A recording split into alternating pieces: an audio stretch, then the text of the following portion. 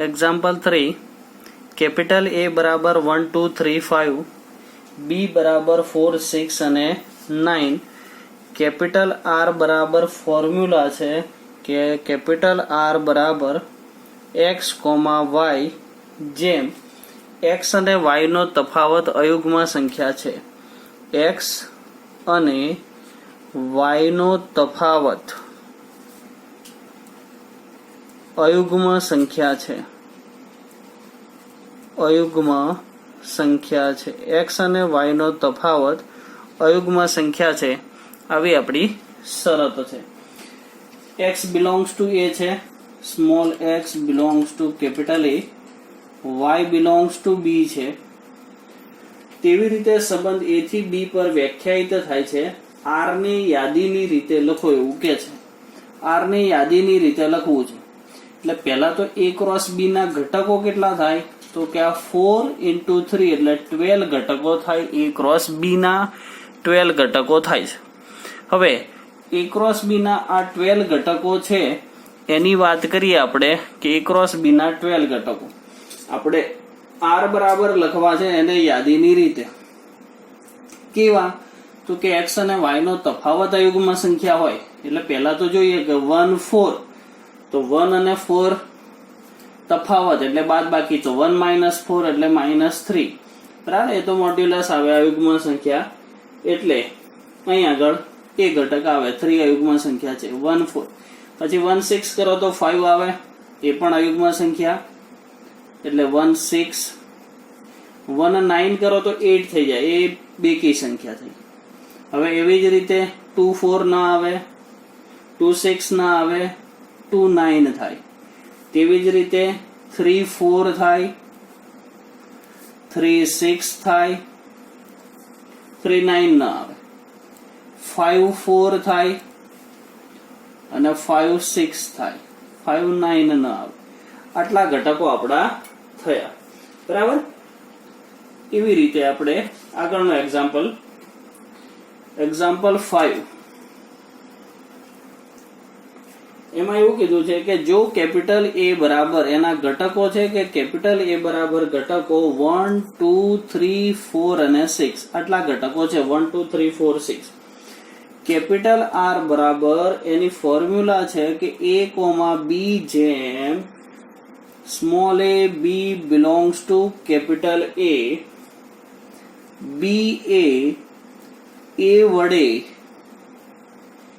વિભાજ્ય છે b A a વડે વિભાજ્ય છે આવી શરત આપણને આપેલી છે કે b છે એ a વડે વિભાજ્ય છે તે રીતે r એ કેપિટલ A પર વ્યાખ્યાયિત છે તો r ને યાદીની રીતે લખવું છે એનો પ્રદેશ અને એનો વિસ્તાર મેળવવો છે ફર્સ્ટ r ને યાદીની રીતે લખવું છે તો r બરાબર પહેલા તો અહીં સમજવાનું કે a અને b belongs to capital A છે એટલે કે આટલા જ ઘટકો છે આપણી જોડે 1 2 3 4 અને 6 ab હવે શું કીધું છે કે b છે એ a વડે વિભાજ્ય છે એટલે એવી સંખ્યાઓ કે જેને b ને a વડે ભાગી શકાય એટલે પહેલા તો અહીં આગળ જોઈએ ભાગી શકાય એવી સંખ્યાઓ કઈ તો કે આ 6 ઘટકો છે 6 into 6 એટલે 36 માંથી આપણે જોવાના a ક્રોસ a માંથી એટલે પહેલા તો 1 1 ભાગી શકાશે પછી આમ લઈએ તો 1 2 તો 1 એ દરેક સંખ્યાને ભાગી શકાશે એટલે 1 2 આવશે 1 3 આવશે 1 4 આવશે અને 1 6 આવશે એટલે 1 માટે દરેક ઘટકો આવશે તેવી જ રીતે આગળ 2 2 આવે 2 4 થાય 2 6 થાય 3 3 આવે પછી 3 4 ના આવે 3 5 3 6 આવે પછી 4 માં તો સીધું 4 4 આવે અને 6 માં પણ 6 6 આવે આટલા ઘટકો થયા આપણે r ને યાદીની રીતે લખ્યું હવે એનો પ્રદેશ એટલે સેકન્ડ કે r નો પ્રદેશ મેળવવો છે એટલે એ લખ્યું કે r નો પ્રદેશ બરાબર પ્રદેશ એટલે અલ્પવિરામ પહેલાના ઘટકો જોઈ લો તો 1, એવી જ રીતે 2, 3, 4 અને 6. એટલે એ લખ્યું કે 1, 2, 3, 4 અને 6. આ આર નો પ્રદેશ થયો. થર્ડ, આર નો વિસ્તાર એટલે લખ્યું કે આર નો વિસ્તાર બરાબર, વિસ્તાર શું થશે? અલ્પવિરામ પછીનો ઘટક એટલે 2, 3, 4 અને 6 બરાબર, અને 1 એટલે 1, 2, 3, 4 અને 6. આ આર નો વિસ્તાર થયો. તેવી જ રીતે આગળ એક્ઝામ્પલ 6. કેપિટલ આર બરાબર ફોર્મ્યુલા છે આપણી કે x, x plus 5, x, x plus 5 જેમ x belongs to 0, 1, 2, 3, 4 અને 5 આટલા ઘટકો છે આપણી જોડે થાય તે રીતે વ્યાખ્યાયિત સંબંધનો પ્રદેશ અને વિસ્તાર આપણે મેળવવો છે. હવે જો પ્રદેશ અને વિસ્તાર મેળવવો છે. હવે x belongs to તો 1, 2, 3, 4, 5 ઘટકો છે. r બરાબર પહેલા ઘટકો લખીએ. જો 0 મૂકીએ તો શું થાય? 0, 0 પ્લસ 5 એટલે 5. 1 મૂકો તો 6. આ 2 મૂકીએ તો 2, 2 પ્લસ 5 એટલે 7. 3 મૂકો તો 3 પ્લસ 5 એટલે 8. 4 મૂકો તો 4 પ્લસ 5 એટલે 9. અને 5 મૂકીએ તો 5 પ્લસ 5 એટલે 10. આટલા ઘટકો થયા. કેપિટલ આર બરાબર 0, 5, 1, 6, 2, 7, 3, 8, 4, 9 અને 5, 10. હવે આર નો પ્રદેશ જોઈએ છે આપણે, એટલે એને લખ્યું કે કેપિટલ આર નો પ્રદેશ. પ્રદેશ એટલે શું? તો કે અલ્પવિરામ પહેલાના ઘટકો લખી દો તો 0, 1, 2, 3, 4 અને 5. એટલે પ્રદેશ બરાબર લખ્યું 0, 1, 2, 3, 4 અને 5. આર નો વિસ્તાર, કેપિટલ આર નો વિસ્તાર બરાબર અલ્પવિરામ પછીના ઘટકો એટલે 5, 6, 7, 8, 9 અને 10. એ લખ્યું કે 5, 6, 7, 8, 9 અને 10. આ એનો વિસ્તાર થયો. એક્ઝામ્પલ 8. જો કેપિટલ A બરાબર x, y અને z આ ઘટકો છે, કેપિટલ B બરાબર 1 અને 2, તો A થી B ના સંબંધોની સંખ્યા મેળવો. એટલે પહેલા તો મેળવીએ કે નંબર ઓફ A બરાબર કેટલા? તો કે 3. નંબર ઓફ B બરાબર 2. આપણું સૂત્ર છે 2n, જ્યાં n એટલે શું? તો કે number of A cross B. એટલે અહીંયા આગળ પહેલા તો number of A cross B મેળવી લઈએ. Number of A cross B બરાબર સૂત્ર શું? Number of A into number of B. Number of A 3, 2 બરાબર 6 બરાબર. હવે A થી B ના સંબંધોની સંખ્યા આપણે મેળવવી છે, એટલે લખ્યું કે A થી B ના સંબંધોની સંખ્યા બરાબર આના બરાબર સૂત્ર આપણું 2n. n એટલે number of A cross B એટલે 2/6 બરાબર 64. તો A થી B ના સંબંધોની સંખ્યા થઈ 64. આ એના સંબંધોની સંખ્યા થઈ. હવે આગળ વિધેયની વાત કરીએ આપણે કે વિધેય કોને કહેવાય. વિધેયની ડેફિનેશન લખીએ કે અરિક્ત ગણ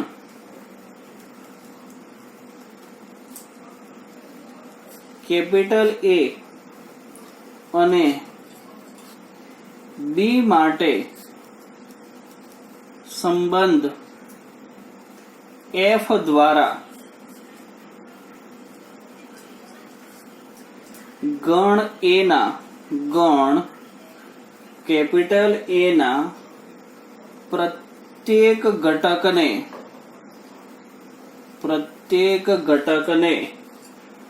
સંગત ગણ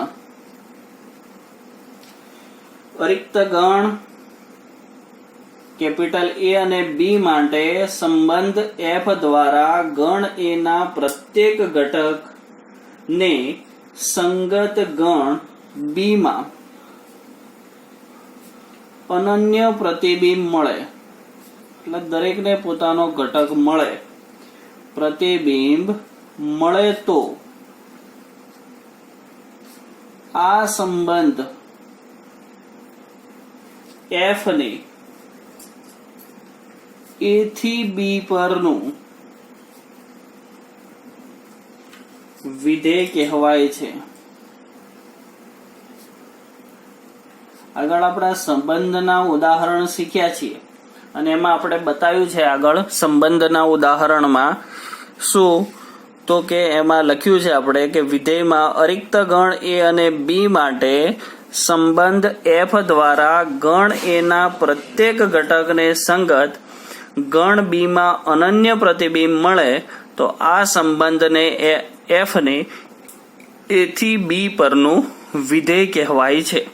બરાબર, એ થી બી પરનું વિધેય હોય ને જેને સંકેતમાં આવી રીતે દર્શાવાય, સંકેતમાં એફ ફ્રોમ એ ટુ બી, અને વંચાઈશું તો કે એફ ફ્રોમ એ ટુ બી વડે દર્શાવવામાં આવે છે, જ્યાં આ small A belongs to capital એ કહીએ. કોઈ ઘટક લીધો આપણે પ્રદેશમાં ઘટક પસંદ કર્યા કેપિટલ એ માં, સ્મોલ એ છે એટલે અહીં લખ્યું કે small A belongs to capital A, F of A બરાબર બી અને small B belongs to capital B એવું મળે કે જેથી બી એ એફ નું, બી એ એ નું એફ દ્વારા વ્યાખ્યાયિત વિધેયનું પ્રતિબિંબ છે.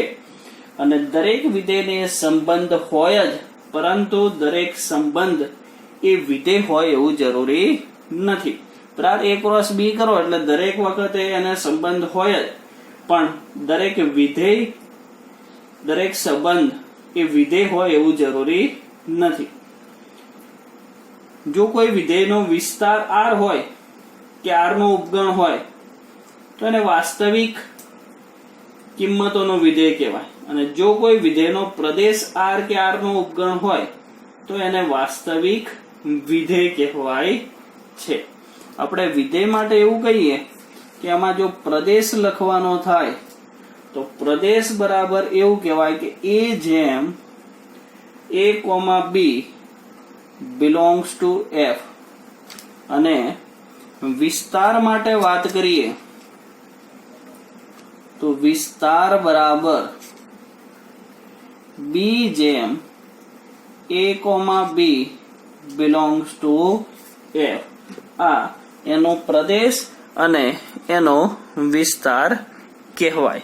બરાબર, તેવી જ રીતે આગળ સમજીએ કે તદેવ વિધેય, વિધેયના અલગ અલગ પ્રકારો સમજીએ. એમાં ફર્સ્ટ એક લખીએ કે વિધેયના પ્રકારો. વિધેયની અગાઉ સંબંધો વખતે ડિટેલમાં સમજૂતી આપેલી છે એટલે ડેફિનેશન ખાલી લખી છે. હવે વિધેયના પ્રકારોમાં સૌપ્રથમ એક ફર્સ્ટ છે તદેવ વિધેય, આઈડેન્ટિટી ફંક્શન એવું કહેવાય આને. તદેવ વિધેય એટલે શું તો કે વિધેય f from R to R, આ એક વિધેય છે કે f from R to R f of x બરાબર એક્સ ને તદેવ વિધેય કહેવાય છે. શું કહેવાય છે? અને તદેવ વિધેય કહેવાય છે. એફ ઓફ એક્સ બરાબર એક્સ આન્સર મળે તો આને શું કહેવાય? તદેવ વિધેય કહેવાય. બરાબર, ખ્યાલ? એફ ઓફ એક્સ બરાબર એક્સ તો આને તદેવ વિધેય કહેવાય. હવે તદેવ વિધેય છે અહીં આગળ, એટલે કોઈ પણ ઉદાહરણમાં આર છે, આર ના ઘટકો આપણે લઈએ તો જવાબ આપણને એક્સ જ મળવાનો છે. એટલે આર જો અહીં એક્સ બરાબર -2 લઈએ તો -2 મળે, -1 લઈએ તો -1 મળે. એટલે ઉદાહરણ તરીકે સમજીએ કે એફ ઓફ એક્સ બરાબર એક્સ છે, એમાં જો એક્સ બરાબર -2 લઉં, બરાબર, આર એટલે પ્રદેશ છે, એની અંદર ઘટકો પસંદ થાય તો f of -2 બરાબર આન્સર -2. x બરાબર -1 લઈએ તો f of -1 બરાબર -1. જો x બરાબર 0 લઈએ તો f of 0 પણ 0. x બરાબર 1 લઉં તો f of 1 બરાબર પણ 1 મળે.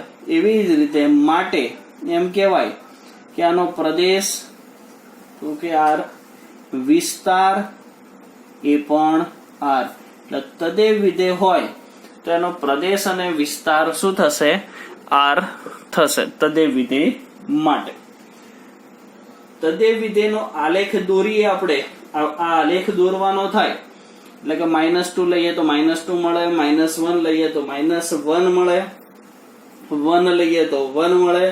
એમ આલેખ દોરતા આ પ્રથમ અને તૃતીય ચરણમાંથી પસાર થાય. આ બિંદુઓની મદદથી આલેખ દોરીએ આપણે તો એવું કહેવાય કે તદેવ વિધેયનો આલેખ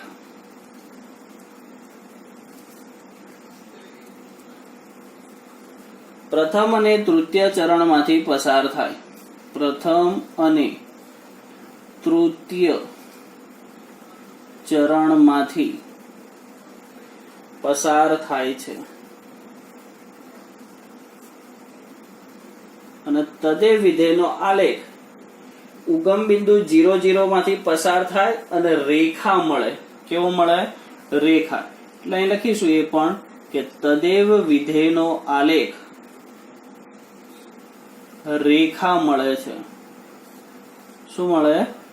રેખા મળે છે જે ઉગમ બિંદુ માંથી પસાર થાય છે.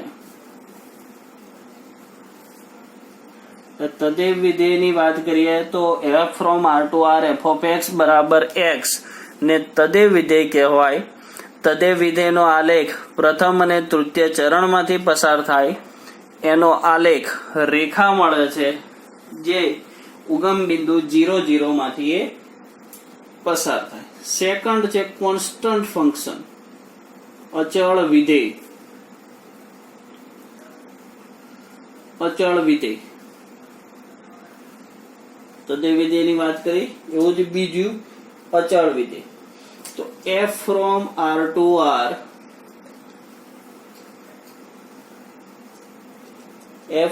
વિધેય f from r to r ને અચળ વિધેય કહેવાય. વિધેય f from r to r આવું છે કે y બરાબર f of x બરાબર એક કોન્સ્ટન્ટ ફંક્શન હોય c. બરાબર. વિધેય f from r to r f of x બરાબર c ને અચળ વિધેય કહેવાય છે.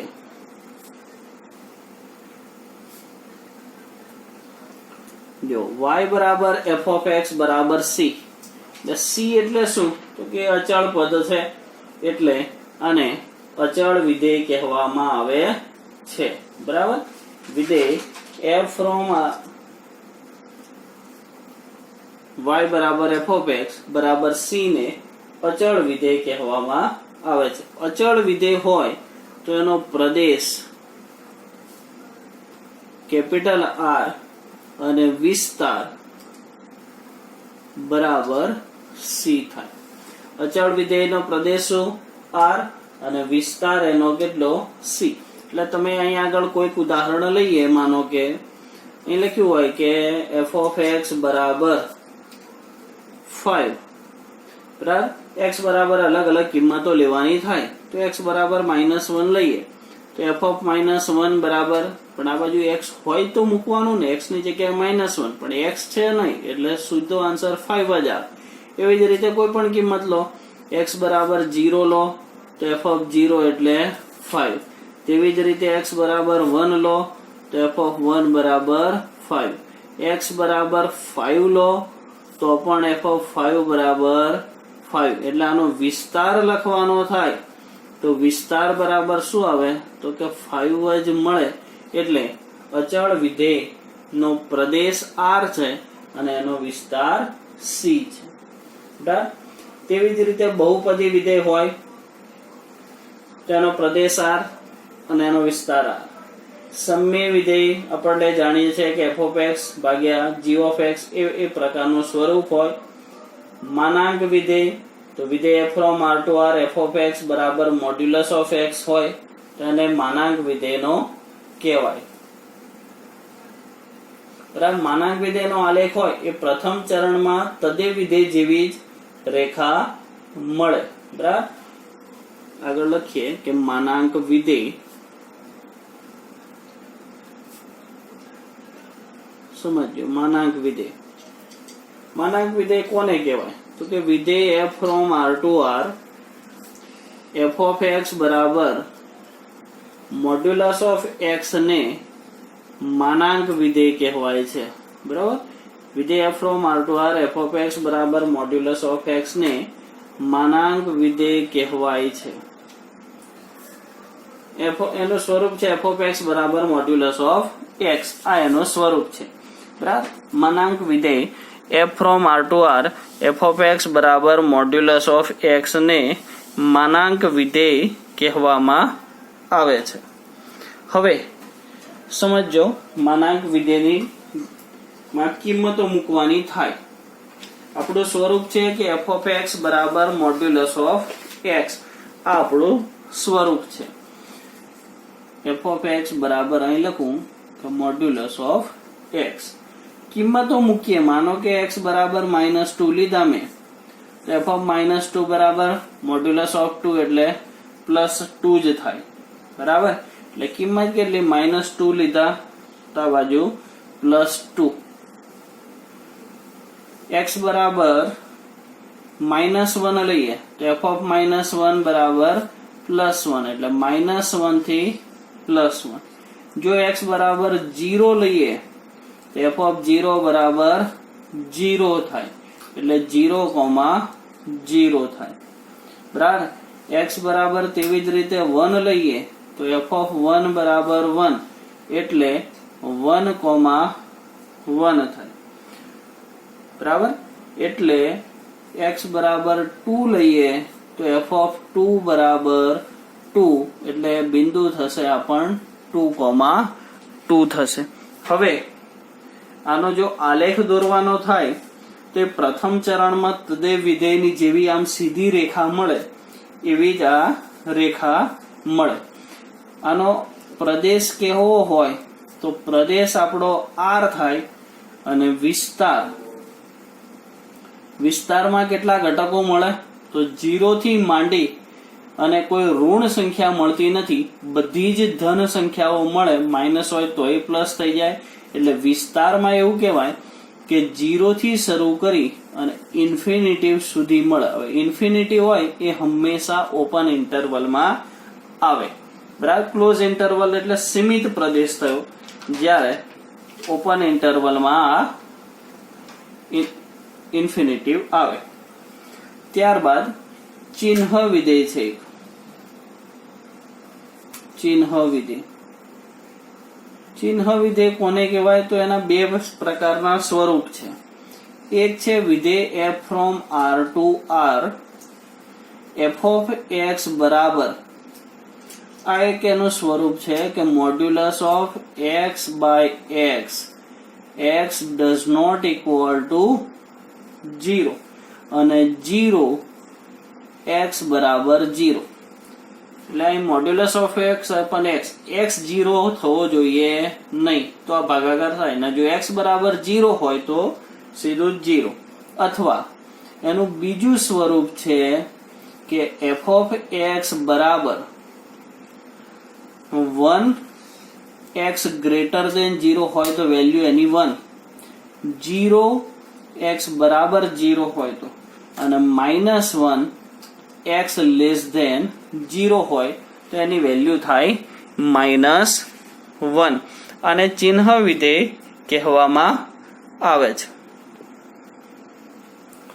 ચિહ્ન વિધેયની વાત કરી હતી તો ચિહ્ન વિધેયમાં પ્રદેશ થશે આપણો r અને વિસ્તારમાં તો આપણને 3 જ જવાબ મળે. x લેસ દેન હોય તો -1, 0 હોય તો 0 અને x ગ્રેટર દેન 0 હોય તો 1. એટલે વિસ્તાર થયો -1, 0 અને 1.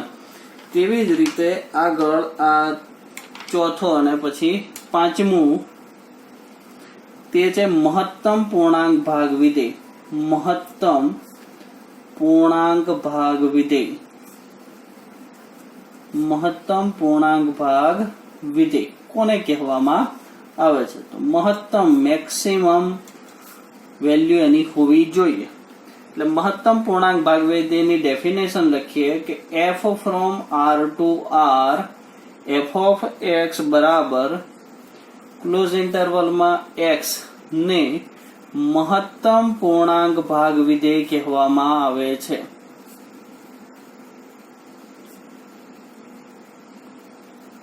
કહેવાય છે અથવા કહેવામાં આવે છે. વિધેય from r to r f of x બરાબર ક્લોઝ ઇન્ટરવલમાં x ને મહત્તમ પૂર્ણાંક ભાગ વિધેય કહેવાય.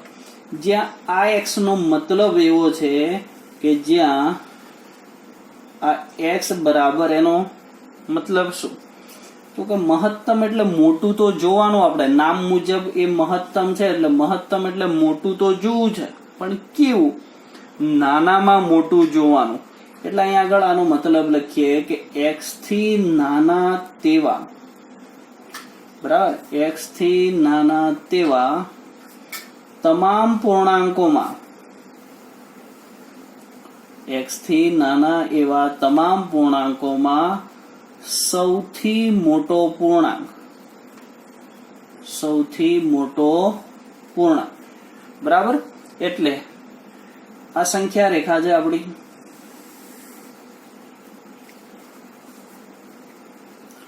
મિડલમાં 0, આ બાજુ 1, 2, 3, 4 અને 5. 1, 2, 3, 4 અને 5. આ બાજુ -1, -2, -3, -4. આટલા ઘટકો થયા આ સંખ્યા રેખા. આ x નો મતલબ શું? તો x થી નાના તેવા તમામ પૂર્ણાંકોમાં સૌથી મોટો પૂર્ણાંક આપણે જોઈએ છે. એટલે ઉદાહરણ તરીકે અહીં સમજો, અહીં લખ્યું કે -3.5. તો -3.5 એટલે આટલે આવે એવું સમજો, બરાબર. હવે એનાથી અહીં મૂકો આની જગ્યાએ, તો -3.5 થી નાના, બરાબર, એવા તમામ પૂર્ણાંકોમાં સૌથી મોટો પૂર્ણાંક એટલે -3.5 છે આટલે. આ બાજુ જાઓ તો મોટા આવે એનાથી. હવે એનાથી નાના એટલે -4, -5, -6 એમાંય સૌથી મોટો તો -4. આપણે મોટું તો જોવાનું મહત્તમ, પણ કેવું? નાનામાં મોટું જોવાનું. અહીં લખ્યું આપણે કે 1/2. 1/2 ની વેલ્યુ એટલે સમજો, આમ ના ખબર પડે તો આમ લખી દેવાનું 0.5. હવે 0.5 એટલે આટલે થયું. એનાથી નાના પૂર્ણાંકો 0, -1, -2, -3, -4 એમાંય સૌથી મોટો તો 0. 4.8 એટલે આટલે થયું. એનાથી નાના પૂર્ણાંકો એટલે 4, 3, 2, 1 અને એમાંય સૌથી મોટો પૂર્ણાંક એટલે 4. તમને આવું પૂછ્યું હોય કે 6, તો 6 જ લખાય. પૂર્ણાંક હોય તો પૂર્ણાંક લખાય. અપૂર્ણાંક હોય તો એને પૂર્ણાંકમાં ફેરવવાનો, પણ પૂર્ણાંક હોય તો પૂર્ણાંક જ લખાય. એટલે કેવું હોય કે 5.3, તો 5.3 થી નાના એટલે 5, 4, 3, 2 અને એમાંય સૌથી મોટો એટલે 5, બરાબર. તેવી જ રીતે આગળનો ટોપિક વાસ્તવિક વિધેયો પરની, વાસ્તવિક વિધેયો પરની બેઝિક ક્રિયાઓ. વાસ્તવિક વિધેયો પરની બેઝિક ક્રિયાઓ આપણે મેળવવી છે. સમજો, વાસ્તવિક વિધેયો હોય અને એના ઉપરની આપણે બેઝિક ક્રિયાઓ જોઈએ છે. સૌ પ્રથમ બે વિધેયની વાત કરીએ કે અહીં બે વિધેય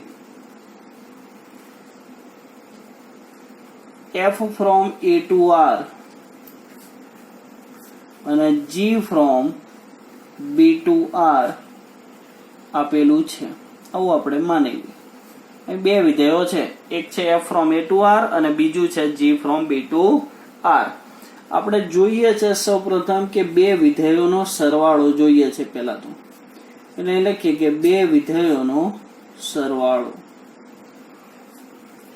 એક વિધેય છે આપણી જોડે f અને બીજું છે g. આ બે વિધેયોનો આપણે સરવાળો કરવો છે. એટલે વિધેયનો જ્યારે સરવાળો કરવો હોય તો f અને g નો સરવાળો એટલે લખીએ કે f plus g from f માં પ્રદેશ છે a, g માં છે b. આ બંનેનો છેદ લેવાનો એટલે અહીં લખ્યું છે a છેદ b thanks to r. f plus g from a છેદ b thanks to r માટે સરવાળો શું તો કે f plus g to x બરાબર f of x plus g of x. આ રીતે એનો સરવાળો થાય.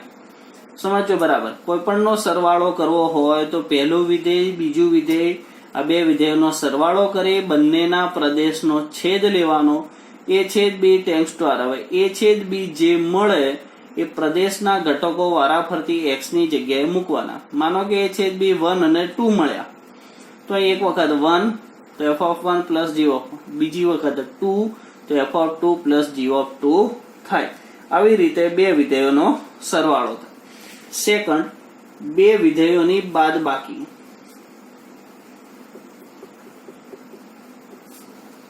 પેલા બે વિધેયોનો સરવાળો જોયો, હવે બે વિધેયોની બાદબાકી કરવી છે. એ વિધેયોની બાદબાકી પણ આવી જ રીતે થાય કે f minus g from a છેદ b thanks to r f minus g into x બરાબર બે વિધેયની બાદબાકી કરો તો f of x minus g of x. આ બે વિધેયની બાદબાકી થઈ. તેવી જ રીતે ત્રીજું, બે વિધેયોનો ગુણાકાર.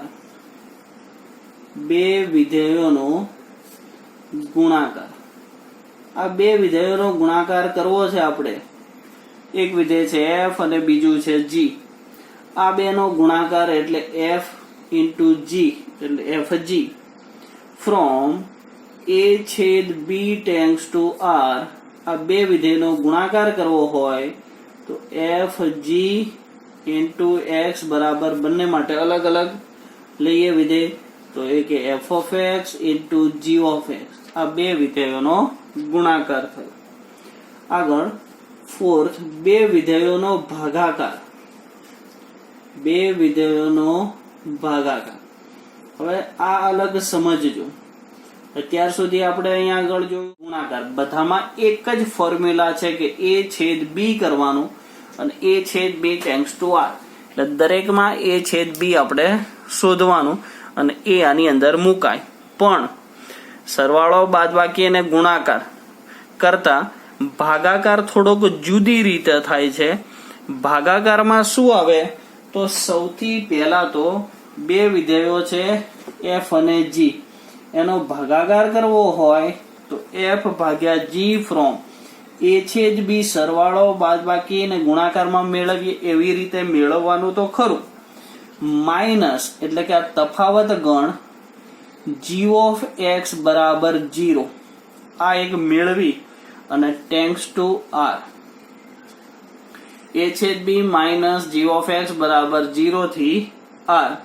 એટલે a છેદ b શોધવાનો, g of x બરાબર 0 લઈ g ની વેલ્યુ શોધવાની અને એ આ બેનો તફાવત લઈ અને પછી ભાગાકાર થાય કે f ભાગ્યા g into x બરાબર શું થશે f of x ભાગ્યા g of x.